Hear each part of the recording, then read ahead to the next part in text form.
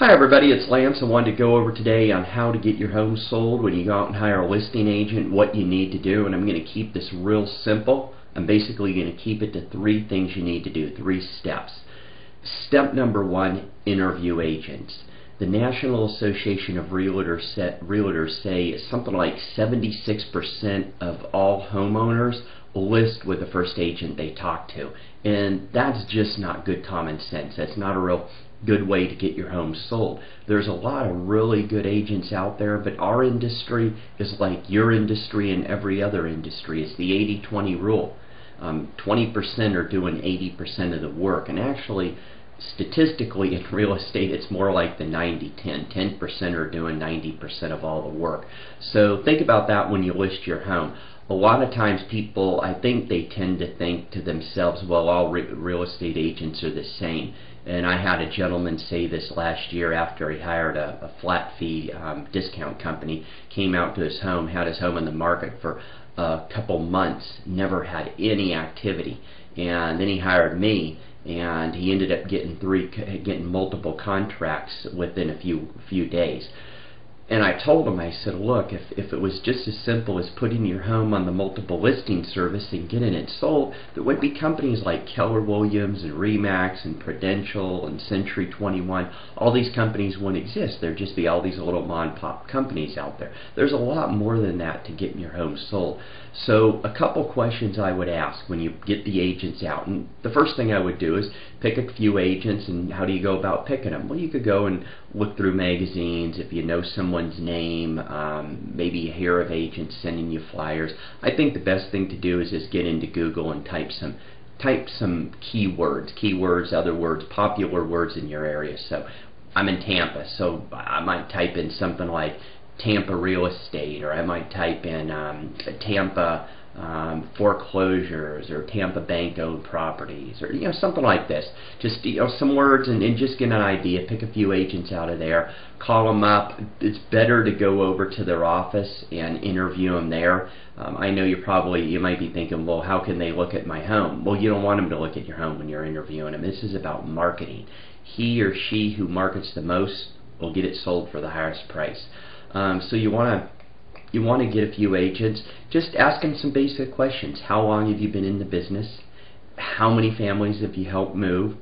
Do you work with more buyers? Do you work with more sellers? It's as long as they're working with both. You don't want to get agents that are strictly listing agents, that are agents that are just buyers agents, because if they're just buyers agents, they're going to be out of touch with the listings. If they work primarily with the listings, they're going to be out of touch with buyers and what buyers want and think and stuff. And just use a little common sense, and it'll be very easy, and you'll know this. So talk to them and just get an idea what they do. Talk about their marketing. Talk about just a lot of different things. But base it around the marketing. Base it around their education. Base it around how long they've been in business. And I say education. There's agents that have been in the business for 10 years and do maybe 2 or 3 or 4 or 5 deals all year. That isn't a real productive agent. So you want to get someone who has a lot of experience. The second thing is marketing, and probably over anything else, marketing is certainly the key thing on the agent side. Remember, there's only 3 things that sell a home. Number one, price. That's always the common denominator. You hire a lousy agent, you're going to have to take less money. That's just the way it is. The second is conditioning.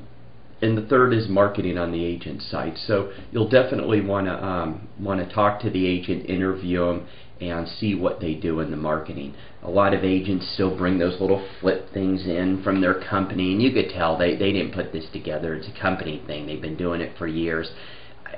That's just, it's just a little embarrassing. I mean, if you're going to deal with an agent, make sure it's their own, make sure it's original, see what they do, where they advertise your home, how they advertise your home. If they're advertising, is it all about them? We're number one. Oh yeah, here's our home for sale.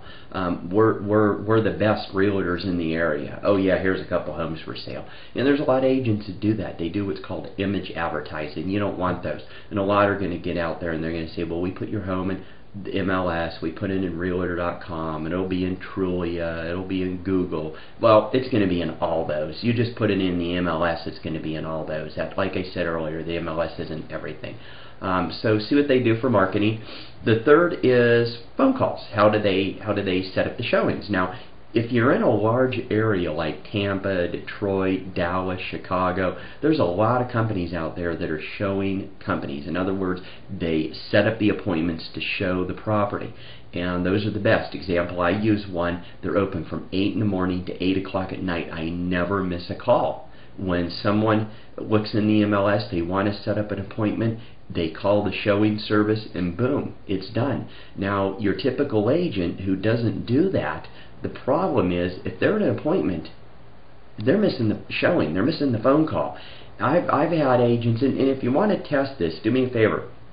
Get up on Saturday at 9 o'clock in the morning and start calling agents, or have your realtor start calling agents if you're looking for a home. And you're going to find out probably 8 of 10 of them aren't even answering the telephone. Now, that's at 9 o'clock in the morning. That's certainly my experience here in Tampa. If you're in California, probably 10 out of 10 will answer the telephone. Actually, I'm about 9 for 10 that do not answer the telephone in Tampa. Things and agents get going real late out here, and if they call, some of them, if they return a call in 12 hours, that's considered good for them. So check that out. If you just follow these 3 easy steps, and overall just interview. If you do nothing else, even if you don't ask them but 2 questions when you interview them, just interview them and just see what's going on. I hope this helps you, and I really wish people would start interviewing agents, because I just go out all the time and people get mad at agents, and I just ask them, well, how'd you pick them? Who picked them? Why didn't you interview? So take care. Bye.